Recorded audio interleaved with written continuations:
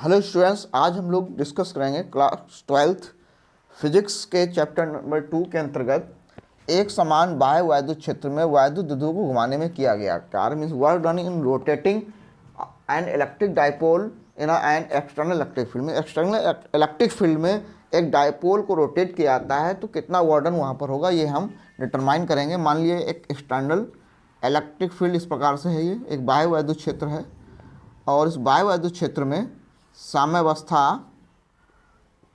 ये साम्यावस्था है। इस साम्यावस्था में मान लिया एक डाइपोल रखा हुआ था -q + q। अब इसको साम्यावस्था से थीटा एंगल रोटेट किया, पहले घुमाया गया तो यहाँ पर जब थीटा एंगल घुमाएंगे तो देखेंगे कितना वर्क डन होगा यहाँ पर, सॉरी वैद्युत क्षेत्र के कारण यहाँ पर कितना प्रत्यक्ष बलाघूर्ण लगेगा जब थीटा कोण घुमाएंगे। साम्य से थीटा कोण घुमाने पर वैद्युत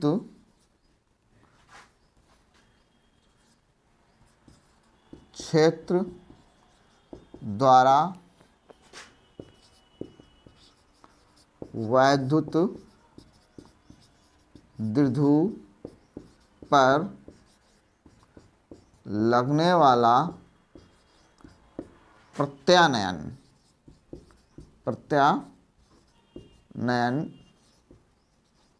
बल आघूर्ण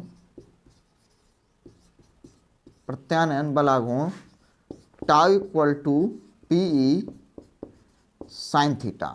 कितना हो गया? Tau equal to sine theta. Means पहले साम्यावस्था था, अब थीटा एंगल इसको रोटेट किया गया वैद्युत क्षेत्र में, तो यहाँ पर रोटेट करने पर जो बलाघूर्ण उत्पन्न होगा tau equal to PE sine theta.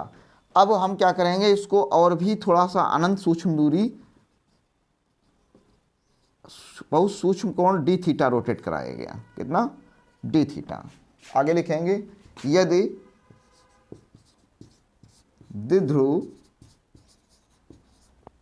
द्विध्रुव को अति सूक्ष्म कोण d थीटा से घुमाया जाए तो वर्क डन कितना होगा? तो किया गया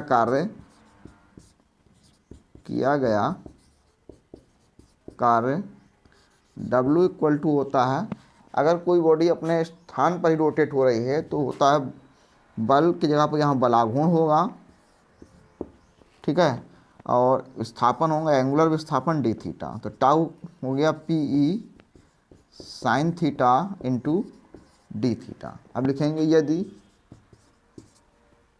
कोण थीटा 0 से, यदि कोण द्विध्रुव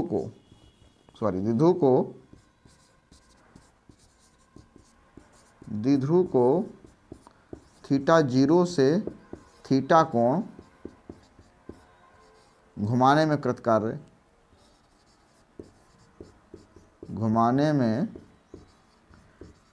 कार्य, अब इसकी लिमिट ले ली जाएगी, ये dW होगा क्योंकि सूक्ष्म कोण है, तो यहाँ पर W इक्वल टू होगा, लिमिट हो जाएगी थीटा 0 से थीटा dW, और ये थीटा 0 से theta PE sine theta into d theta. ठीक है, तो इंटीग्रेशन PE का तो होगा नहीं, साइन थीटा, अब थीटा का इंटीग्रेशन करेंगे sine theta into d theta. तो ये फॉर्मूला होता है इंटीग्रेशन का, sine theta into d theta equal to होता माइनस कॉस थीटा। ठीक है स्टूडेंट्स, तो ये W इक्वल टू आ जाएगा PE और ये आएगा minus cos theta, limit theta 0 to theta, तो माइनस बाहर लिख लेंगे, तो माइनस PE और ब्रैकेट में आएगा, पहले तो लिमिट कॉस थीटा होगी, फिर माइनस कॉस थीटा 0 होगी, माइनस से अंदर गुणा कराएंगे तो देखिए ये माइनस कॉस थीटा हो जाएगा, ये minus minus plus cos theta 0 हो जाएगा। तो फॉर्मूला हमारा जो बनेगा P E cos theta 0 by cos theta. Student W equal to P E cos theta 0 minus cos theta. यदि वैद्युत द्विध्रुव को थीटा 0 इक्वल टू 0 डिग्री कोण से घुमाया जाए तो work done W equal to हो जाएगा cos 0 की वैल्यू होती है, cos 0 की वैल्यू होती है 1, तो हो जाएगा PE 1 माइनस कॉस थीटा। तो ये आएगा इसका वर्क डन का फॉर्मूला आ जाएगा। इसको स्टूडेंट नोट कर सकते हैं। फिर आगे इसकी कंडीशंस देखते हैं।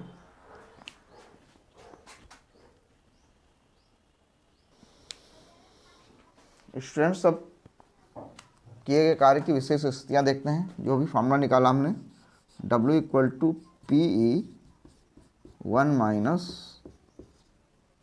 Cos theta.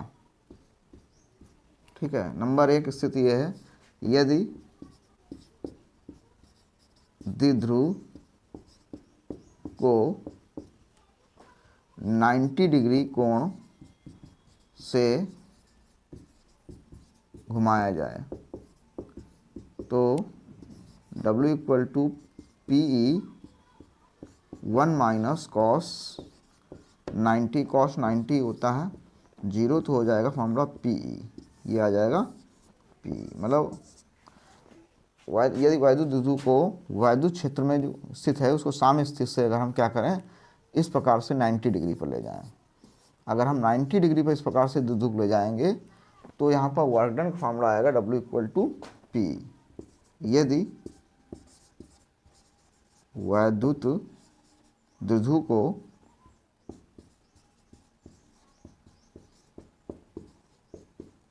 एक 180 डिग्री कोण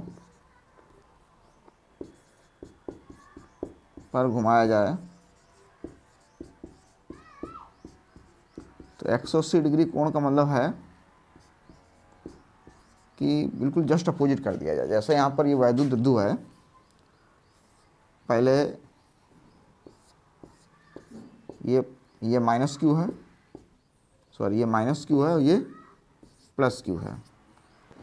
अब इसको उल्टा कर दिया जाए, मतलब ऐसे था, ये घुमा के ये ऐसे है, ये 90 हुआ, 90 से ये 180, मतलब माइनस क्यू जहाँ प्लस क्यू है वहाँ माइनस क्यू हो जाए, जहाँ माइनस क्यू है वहाँ पर प्लस क्यू हो जाए, तो बिल्कुल अपोजिट रोटेट किया है। तो वर्क डन कितना होगा, तो W equal to P E 1 minus cos 180 degree, cos 180 minus 1 होता है, तो माइनस 1 हो जाएगा, प्लस 1, तो प्लस 1 हो जाएंगे 2, तो W इक्वल टू जो आएगा 2P।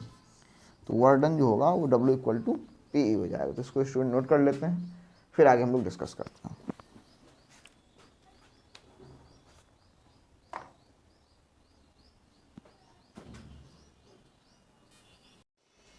स्टूडेंट्स अब डिस्कस करते हैं वैद्युत क्षेत्र में वैद्युत द्विध्रुव की स्थिति ऊर्जा। स्थिति ऊर्जा के बारे में पीछे पढ़ के आ चुके हैं। इसी टॉपिक के पिछले वीडियो में बताया गया था कि अनंत से एक समान आवेश को अनंत से एक दूसरे के निकट लाने में जो किया गया कार्य वर्क डन होता है वो उस निकाय या दोनों आवेशों के बीच संचित हो जाता है, जिसे उस निकाय की या उन दोनों आवेशों की जो है वैद्युत स्थिति ऊर्जा कहते हैं। इसी प्रकार से अगर हम द्विध्रुव को, एक वैद्युत द्विध्रुव है, उस द्विध्रुव को भी अनंत से वैद्युत क्षेत्र के भीतर लाएंगे तो उस द्विध्रुव को भी वैद्युत क्षेत्र के भीतर लाने में जो कार्य किया जाएगा वो कार्य जो होगा क्या कहलाएगा, उस वैद्युत द्विध्रुव की स्थिति ऊर्जा कहलाएगा। जैसे मान लीजिए एक वैद्युत द्विध्रुव है, इस वैद्युत द्विध्रुव को अनंत से उठाया गया और वैद्युत क्षेत्र में लाया गया, तो जो वैद्युत क्षेत्र में आवेश द्विध्रुव को लाएंगे तो द्विध्रुव के दो आवेश होते हैं विपरीत प्रकार के, एक प्लस क्यू और दूसरा माइनस क्यू। तो जब आवेशों को लाया जाएगा तो देखा यह गया कि जो प्लस क्यू आवेश के कंपेरिजन में माइनस क्यू आवेश जो अतिरिक्त 2l दूरी चलता है, जिससे इसके द्वारा किया गया कार्य जो होता है वो ज़्यादा होता है। तो माइनस क्यू आवेश कितना कार्य कर रहा है सबसे पहले हम डिटरमाइन करेंगे, और वो कार्य ही जो है इस द्विध्रुव की स्थायी अवस्था में वैद्युत स्थितिज ऊर्जा होगी। फिर हम कुल ऊर्जा निकाल लेंगे। लिखा जाएगा अनंत से वैद्युत क्षेत्र में द्विध्रुव को लाने पर प्लस क्यू की तुलना में माइनस क्यू आवेश 2L दूरी अतिरिक्त तय करता है।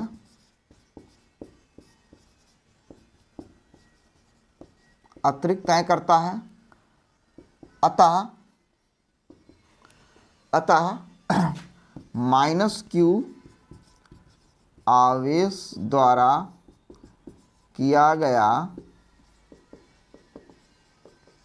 कार्य W इक्वल टू बल इंटू चली गई अतिरिक्त दूरी, 2L दूरी अतिरिक्त चलेगा। तो W हो जाएगा, बल हो जाएगा F, अतिरिक्त दूरी हो जाएगी 2L, और F इक्वल टू क्या होगा, F इक्वल टू होगा E और Q माइनस में, क्योंकि माइनस क्यू आवेश चल रहा है। तो हो जाएगा F हो जाएगा E into minus Q into 2L। तो W इक्वल टू हो जाएगा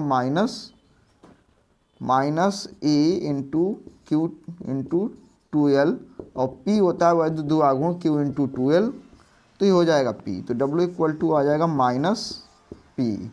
ये जो कार्य होगा ये स्थायी अवस्था में वैद्युत द्विध्रुव की स्थितिज ऊर्जा कहलाएगा। क्या कहलाएगा? यह कार्य स्थायी अवस्था में क्या कहलाएगा, द्विध्रुव की स्थितिज ऊर्जा। अब स्थायी अवस्था में क्या होगा कि जब ये क्या होगा, वैद्युत द्विध्रुव के समांतर है, वैद्युत क्षेत्र के समांतर है, यह कार्य स्थायी अवस्था में वैद्युत स्थितिज ऊर्जा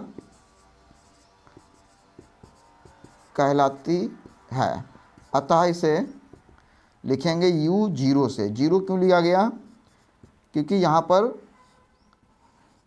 जो वैद्युत द्विध्रुव होगा वैद्युत क्षेत्र के समांतर है, इसलिए इसे लिखा जाएगा U0 equal to minus PQ। ठीक है, अब हम क्या करेंगे, आगे देखेंगे। यदि द्विध्रुव को वैद्युत से थीटा कोण घुमा दिया जाए, यदि वैद्युत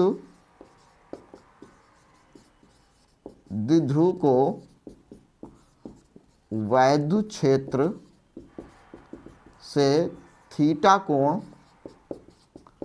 पर घुमाया जाए तो कृत कार्य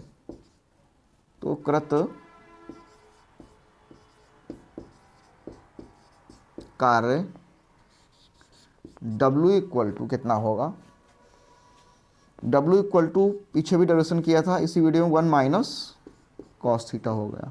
तो पहले तो इसको जो अनंत से लाएंगे वैद्युत क्षेत्र के समांतर, तो स्थिर ऊर्जा होगा U0 माइनस PE, और जब इसको घुमा दिया हमने, मान लीजिए थीटा कोण पर ऐसे घुमा दिया इस प्रकार से, तो कृत कार्य हो गया W equal to 1 minus cos theta. अतः वैद्युत द्विध्रुव की कुल स्थितिज ऊर्जा, वैद्युत स्थितिज ऊर्जा कितनी आ जाएगी, देखिए वैद्युत स्थितिज ऊर्जा, वैद्युत स्थितिज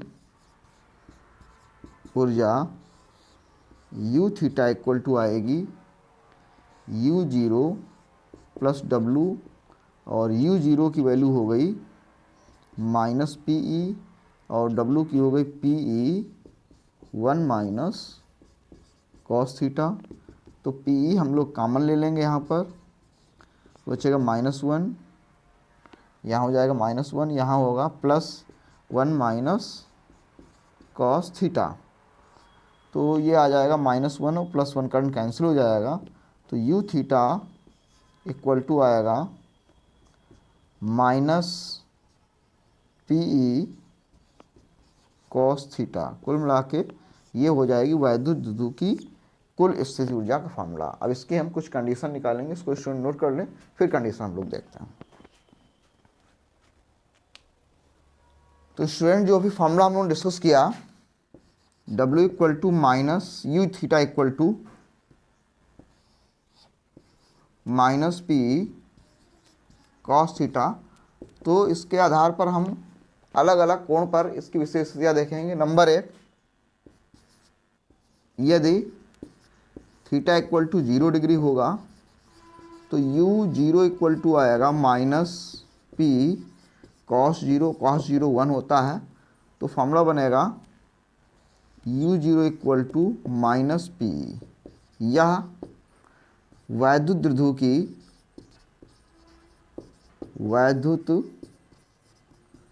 द्विध्रुव की स्थायी संतुलन की अवस्था होगी। कैसी होगी? संतुलन की अवस्था कहलाती है जब थीटा इक्वल टू 0 डिग्री होगा। नंबर 2, यदि थीटा इक्वल टू 90 डिग्री होगा तो देन U90 इक्वल टू आएगा -PE कॉस 90, कॉस 90 0 होता है, तो टोटल हो जाएगा 0, मतलब स्थितिज ऊर्जा भी 0 हो जाएगी। और नंबर 3 स्थिति ये है, ये थीटा इक्वल टू 180 डिग्री होगा, then U180 equal to -PE cos 180, cos 180 जो होता है -1 होता है, तो ये प्लस हो जाएगा +PE। तो ये क्या होगा? यह वैद्युत द्विध्रुव की अस्थायी